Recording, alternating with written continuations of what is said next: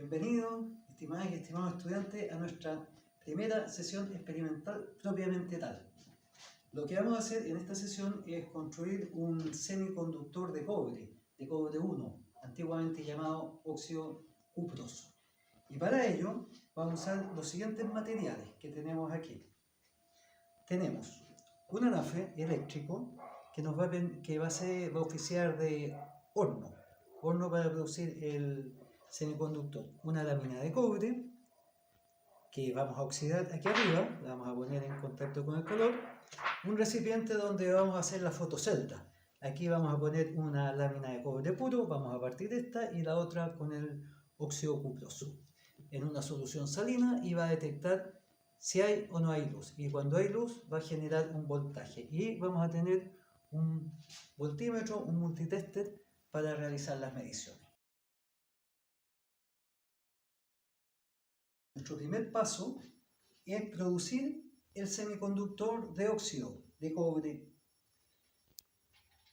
La lámina de cobre la dividí en dos trozos. Un trozo es el que vamos a generar el óxido de cobre, el otro está aquí, en el recipiente, lo vamos a dejar aquí para hacer la celda.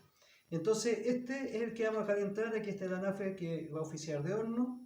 Los óxidos de cobre 1 y 2 se van a generar en la superficie superior, que está en contacto con la atmósfera y tiene más oxígeno.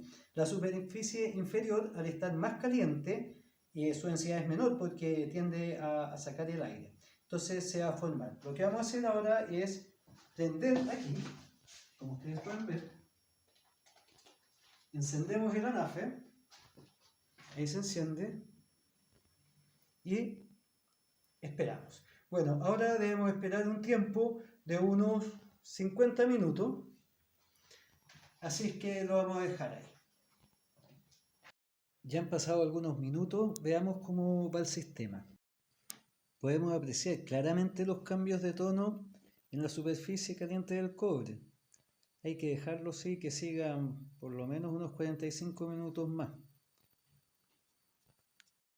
Ya han pasado como 50 minutos. Si ustedes se fijan, aquí en la superficie del cobre hay una película negra. Ese es el óxido de cobre que no nos interesa, ¿ya? El óxido cuproso está bajo una película roja. Entonces, ¿qué vamos a hacer?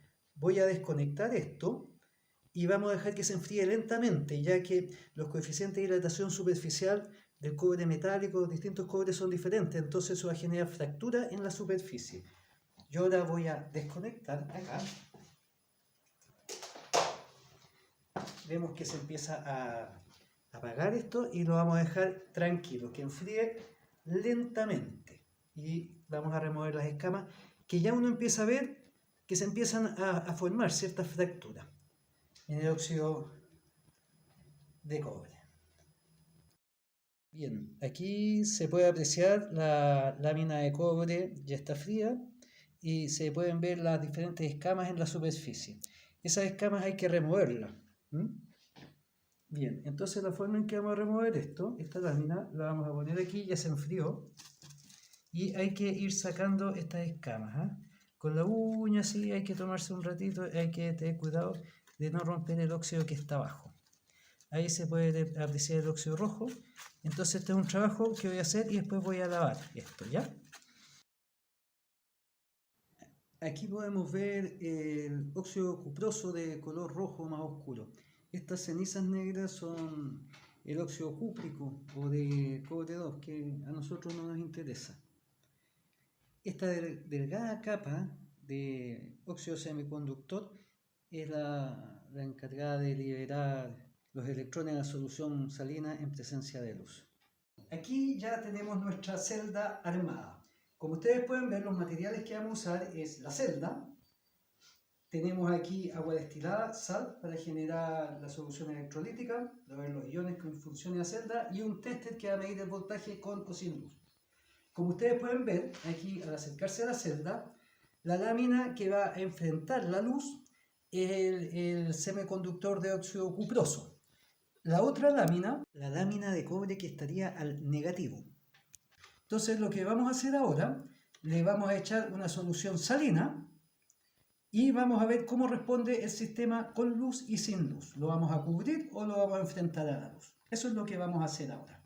Ya tenemos nuestro sistema listo. En este momento la fotocelda está adentro de esta caja, está en oscuridad. Podemos ver que el sistema actúa como una batería y nos está dando un voltaje, registra de 35,6 milivolt en oscuridad. Y el sistema de cobre actúa como una batería. Vamos a encender la luz y vamos a exponer ahora la placa a la luz. Y podemos ver entonces el voltaje que indica.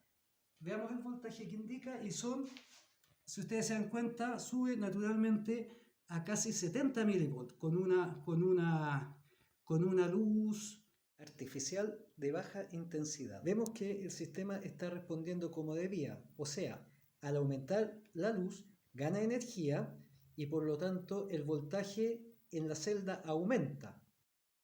Nótese que esta es una ampolleta pequeña de ahorro energético, por lo tanto no es tan energética como otro tipo de luz natural. Aquí se puede volver a ver, al acercar, cómo disminuye apreciablemente el voltaje en ausencia de luz, a la mitad. Se fijan, eran 70 milivolts, ahora hay 35 milivolts.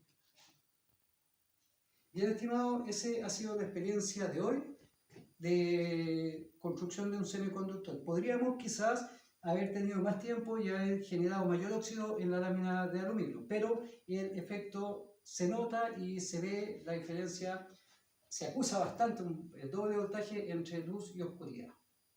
Eso sería. Ha sido un gusto y espero que les vaya muy bien.